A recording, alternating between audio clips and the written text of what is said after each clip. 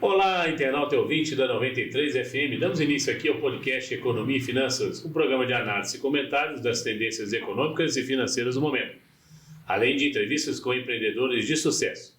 Aqui a nossa cidade e região em destaque. O Economia e Finanças tem o apoio institucional da Liga dos Homens do Trabalho. O nosso assunto de hoje é a produção de proteína animal.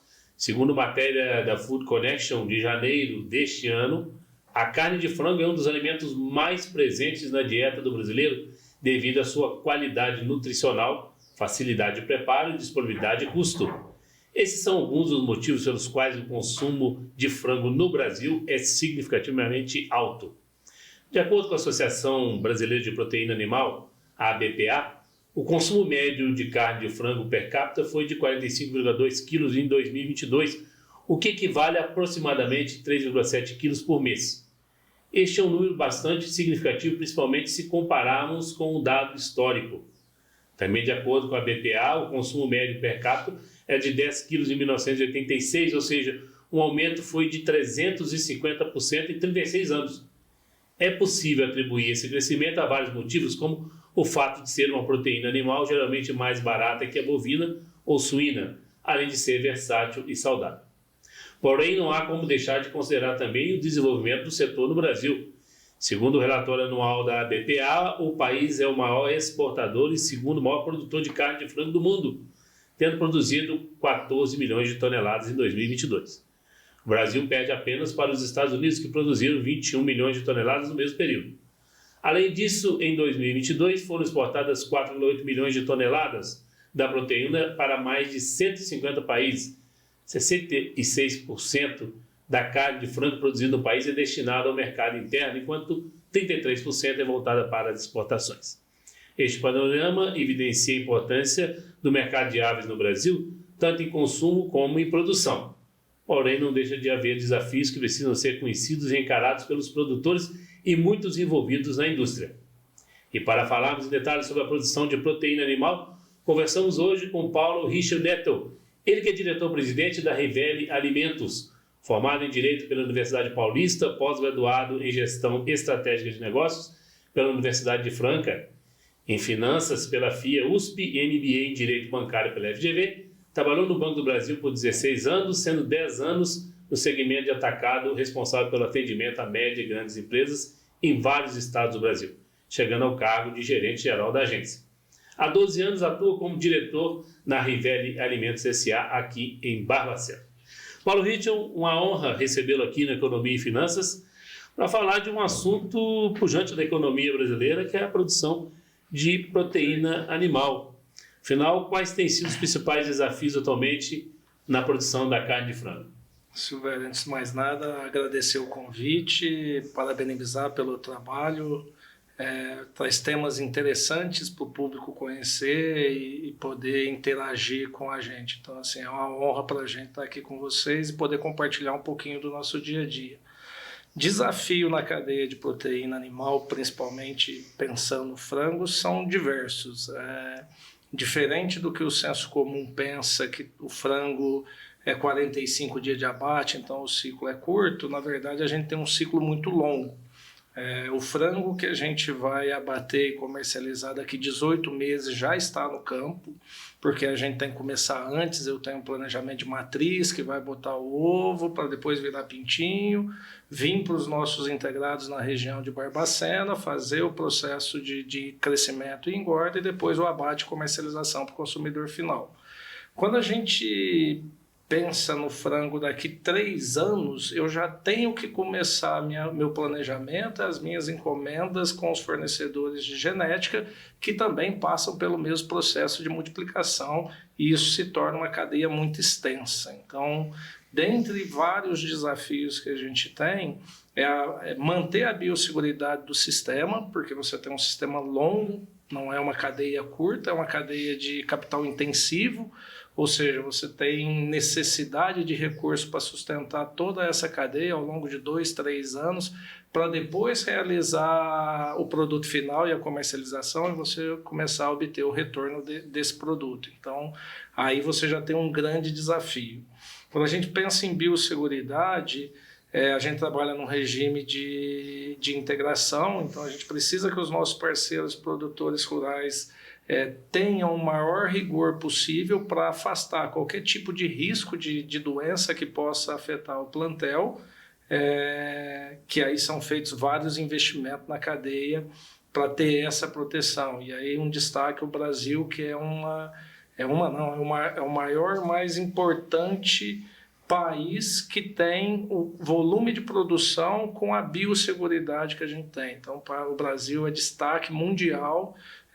Nós nunca tivemos influenza aviária em um plantel comercial. O ano passado foi a primeira vez na história que teve o vírus entrando no Brasil através das aves migratórias, mas a gente conseguiu aí com a força do setor e o controle e a preocupação em biosseguridade muito grande. Como a gente trabalha em proteína animal, nós trabalhamos com ser vivo, então é um pouco diferente da indústria de manufatura comum.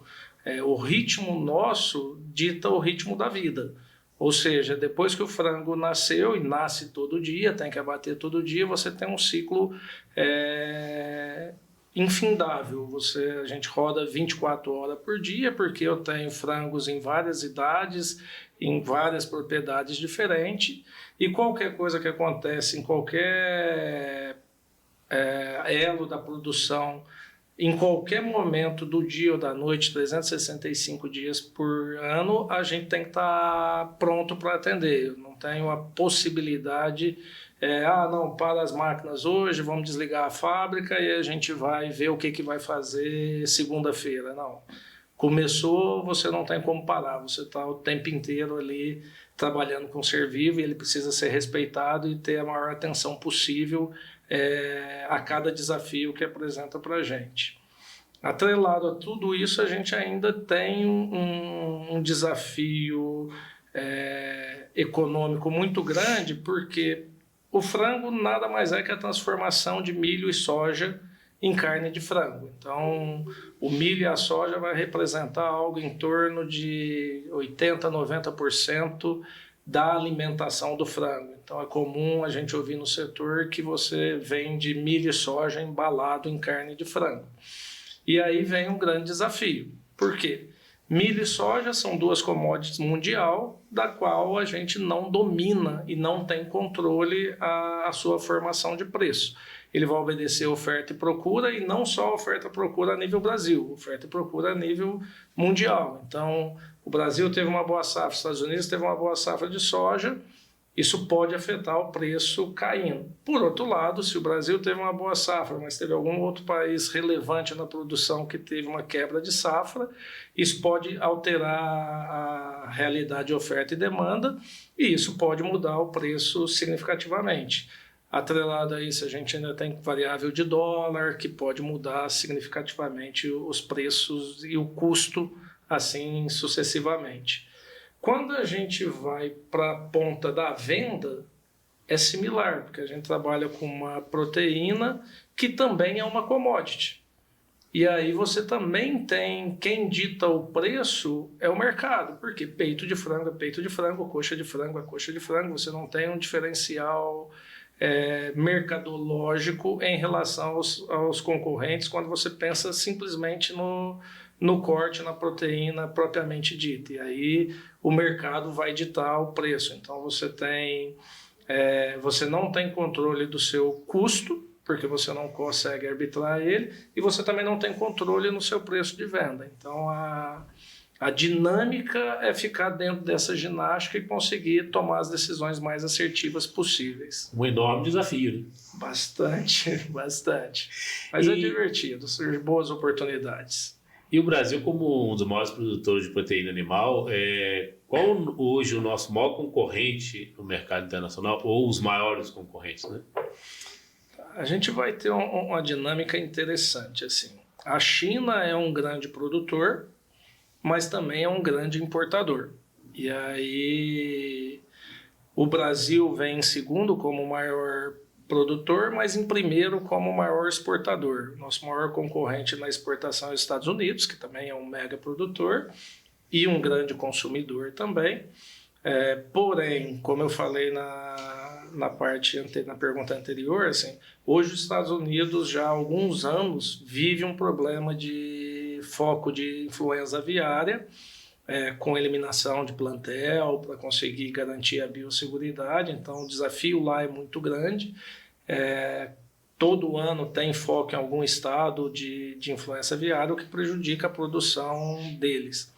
Então, isso permite que o Brasil vá assumindo uma posição estratégica, ocupando o espaço desses países, tal qual os Estados Unidos, quando tem algum problema sanitário, haja vista que o Brasil consegue ter uma segurança muito grande no seu plantel. Então, ao mesmo tempo que tem uma ameaça, mas também traz uma oportunidade.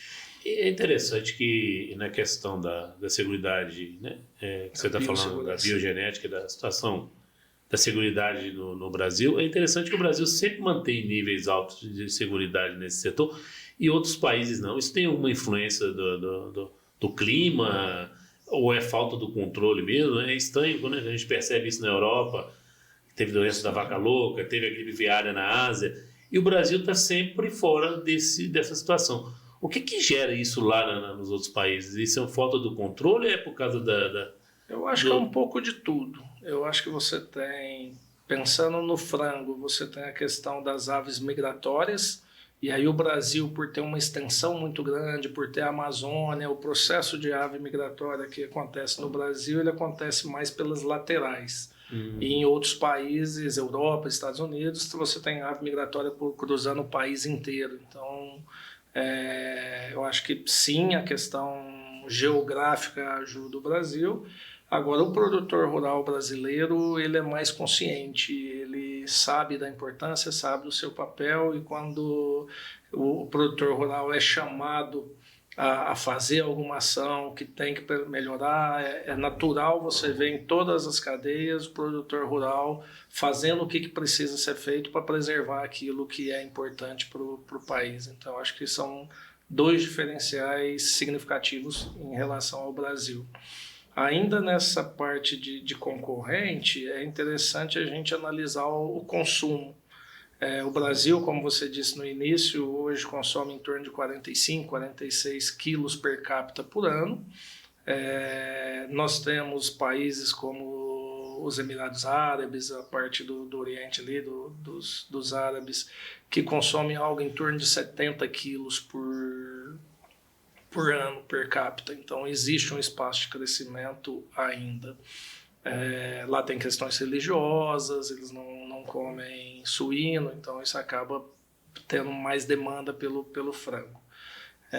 Por outro lado, você tem a China, que é um grande produtor, mas também é um país extremamente populoso, que consome algo em torno de 10 a 11 quilos per capita. Então, existe também, se o chinês sair de 10 quilos para 20, a demanda é monstruosa, ele ainda estaria menos de 50% do consumo brasileiro. Índia também é um país extremamente populoso, se não me engano, os dados de Índia, que tem até dificuldade de compilar dado para ter a informação, mas é algo em torno de 4, 5 quilos por habitante por ano. Então, assim, existe uma possibilidade do crescimento do consumo através da inserção na dieta desses outros países extremamente populosos, que possa aí trazer uma demanda pela carne de frango de maneira mais pujante. E aí o Brasil, com todos os diferenciais competitivos, se coloca como um grande player para ser o grande fornecedor de alimento no futuro para o mundo inteiro, né? E é feliz, né, a gente ouvir esse diferencial do Brasil, como você disse, o diferencial do produtor rural, da própria indústria brasileira, né, nesses diferenciais de cuidados sanitários e que envolvem a nossa produção. E a tecnologia e a automação nesse aspecto, como é que tem sido a evolução do Brasil no aspecto da tecnologia, da automação? Tem sido significativo para a produção da proteína animal no país? Sim, hoje é um caminho sem volta, né, em todos os setores, e aí o agro não fica atrás, e pensando no frango. Hoje, se você pegar a nossa realidade em Barbacena, na Rivelli, nós já temos cerca de 60% dos nossos aviários são aviários com pressão negativa, com sistemas totalmente automatizados, ou seja, os aviários têm um sistema de comando que ele controla a temperatura, a iluminação, ventilação, abre e fecha a cortina, liga e desliga, tem sensores espalhados por todo o galpão, o que possibilita um maior conforto para a ave e automaticamente o melhor desempenho daquela genética que está sendo aplicada naquele aviário. Os outros 40%, que são aviários mais antigos, vários estão passando por processo de transformação e sendo transformados em pressão negativa, em aviários automáticos, e ainda alguns ainda manual. Qual que é o grande diferencial? A gente tem alguns galpões, alguns aviários que ainda são convencionais, que a gente fala, não são automatizados. Geralmente, quando você tem um produtor rural familiar que ele está ali, que ele acompanha, ele até tem bons resultados porque ele está ali dedicando o tempo inteiro. Os aviários automatizados, ele vem com o objetivo de suprir essa lacuna entre você ter o próprio produtor ali, familiar, cuidando da ave, e a avicultura empresarial, onde você tem investidores que contratam funcionários e aí precisa da assertividade do trabalhador no dia a dia. Então, para ajudar nessa assertividade, a tecnologia ela vem e faz a diferença ali. Aliado a isso, a nutrição hoje é uma...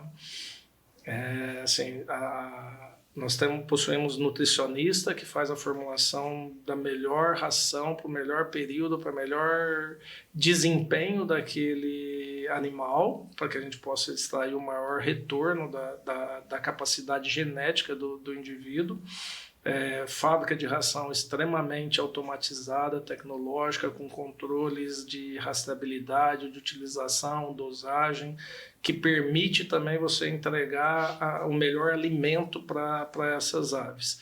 E quando a gente chega no frigorífico, aí também o horizonte é infindável das possibilidades de avanço tecnológico. Hoje a gente tem um dos frigoríficos mais modernos do país, com bastante equipamento automatizado, e a gente já está entrando no nível da indústria 4.0, onde a gente já está caminhando para as marcas, já tem um sistema que administra à distância todos os equipamentos em todas as unidades, consegue ligar, desligar, aumentar a velocidade, diminuir, e a gente está em um investimento muito forte já em internet das coisas para as máquinas começarem a se conversarem e ir controlando e administrando o processo como forma de buscar maior eficiência, maior resultado, maior qualidade do produto, a partir do momento que você põe a tecnologia a trabalhar ao favor do processo.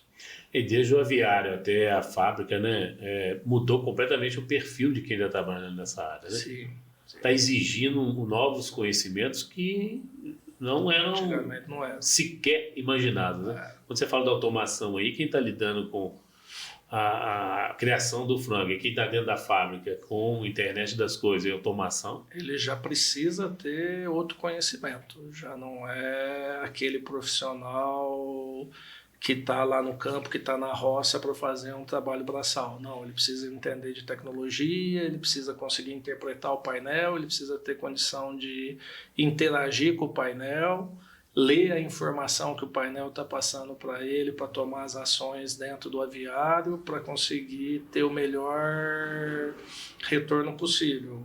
Um exemplo básico, nós estamos num momento de frio agora, numa frente fria, todos esses galpões possuem controle de temperatura, então ele avisa o colaborador que está na propriedade rural que a temperatura está abaixo do desejado. Então, ele precisa fazer a alimentação da fornalha, colocar material, lenha, cavaco, seja qual for o material utilizado pelo produtor rural, para gerar o calor para ele automaticamente ligar o sistema de aquecimento e manter o aviário aquecido dentro da temperatura desejada. Então, começa a ter a necessidade do colaborador se desenvolver e ter mais condição de interpretar o que a tecnologia está trazendo para ajudar. E quando você vem para o frigorífico, a mesma coisa.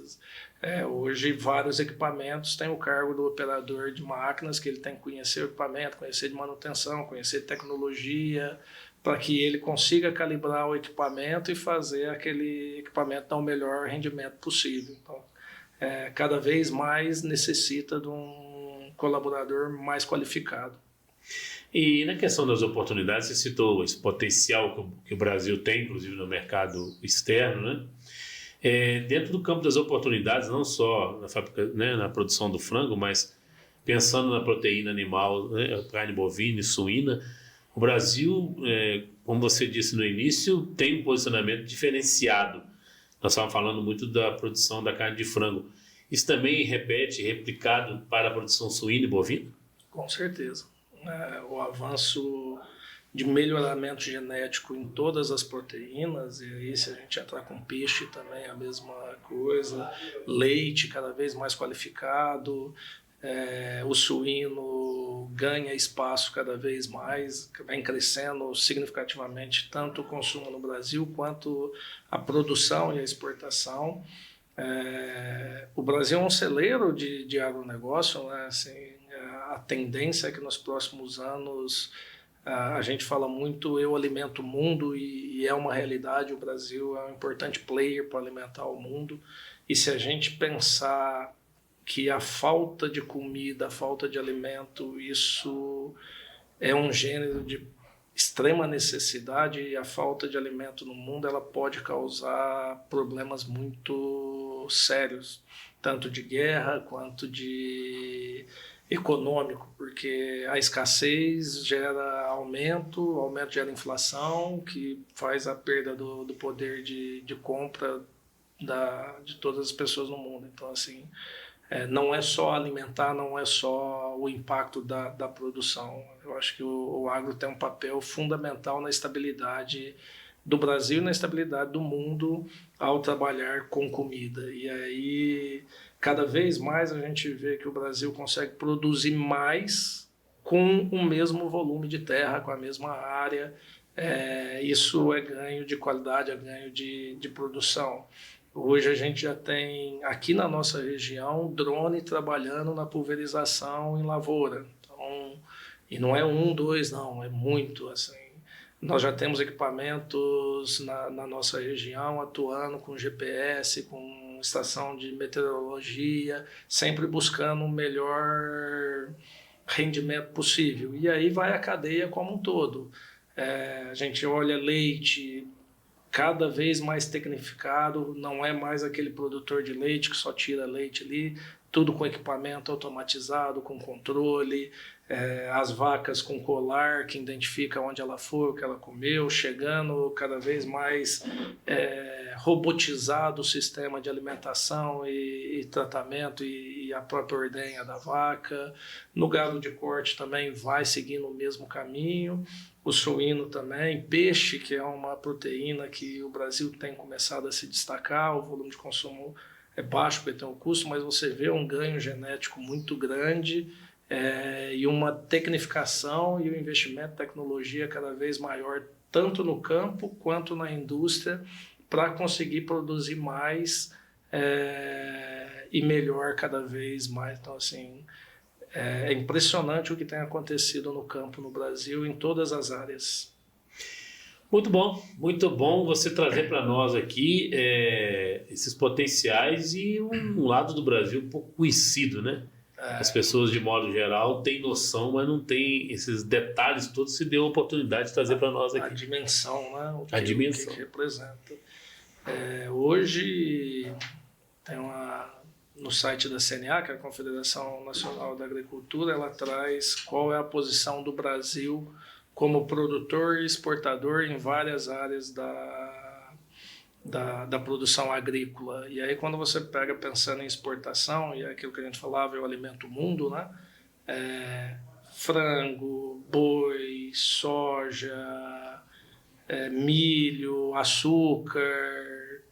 O Brasil se põe em destaque como os principais exportadores do mundo e o maior fornecedor em vários desses itens. Então, é muito bacana ver o que o produtor rural e a agroindústria têm feito, né? E aí é interessante que a gente pega, quando a gente pensa o conceito do agronegócio, ele é muito maior do que o produtor rural, né? O agro, como diz a propaganda, né? O agro é pop, o agro é tech, o agro é tudo. É isso mesmo, porque assim, o agro está na vida da gente o tempo inteiro.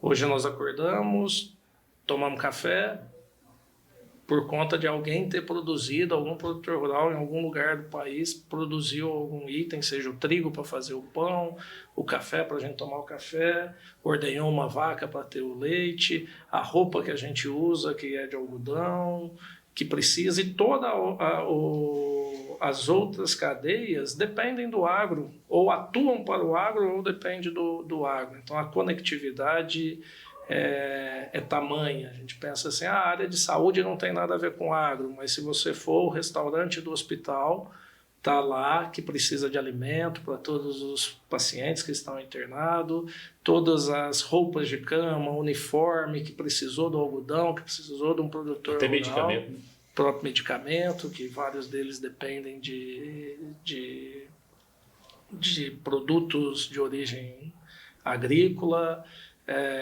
O básico, assim, a embalagem do medicamento é de papel, é de celulose. Alguém plantou uma floresta para transformar aquilo em celulose, que virou papel, que virou uma embalagem de medicamento, que possibilitou a cadeia de logística entregar o remédio na farmácia para a gente poder ter a utilização desse remédio. Então, assim, o agro se conecta com tudo na nossa vida e é, como você falou, assim, às vezes as pessoas não têm a dimensão de quão importante é o agro e fica só pensando que o agro é o produtor rural que planta milho e soja. Não, o agro é uma cadeia extremamente complexa, extremamente longa, e que traz um diferencial muito grande para o Brasil. Hoje, algo em torno de 25% de todos os trabalhadores do Brasil estão na cadeia do agronegócio. Então, assim, é impressionante o tamanho e sem nem falar o impacto do PIB, o que o agro representa no PIB do Brasil, mas assim, a quantidade de gente trabalhando, se dedicando e envolvida, dependendo do agronegócio. Excelente, né? E ver o Brasil, conhecer um pouco do Brasil, que dá certo. Paulo Rich, muito obrigado pela sua presença conosco aqui no Economia e Finanças. Muito obrigado pela oportunidade de conhecer esses detalhes de uma área que é pujante e tem grande crescimento para o país. Grandes oportunidades. Eu que agradeço, espero que o pessoal tenha gostado, que possa contribuir para que o público em geral entenda um pouquinho melhor do agro brasileiro, do agro em Barbacena, que vem se destacando cada vez mais também nessa atuação, não só a gente como o Rivelli ali, mas toda a cadeia de agronegócio no nosso entorno. Muito obrigado pela oportunidade. Conversamos hoje sobre empresas e desafios e me veio à mente uma interessante frase do escritor e empreendedor brasileiro Cláudio Marcellini, abre aspas, os desafios fortalecem as empresas e as pessoas que ali trabalham formem uma opinião particular, não se deixe levar por opiniões superficiais ou de suspeitos. Às vezes um produto ou determinado indivíduo ou grupo de pessoas, mas são um sucesso tremendo com muitos outros. Fuja de promessas e milagres. Fecha aspas. Uma ótima semana a todas, uma semana muito produtiva. Até a próxima!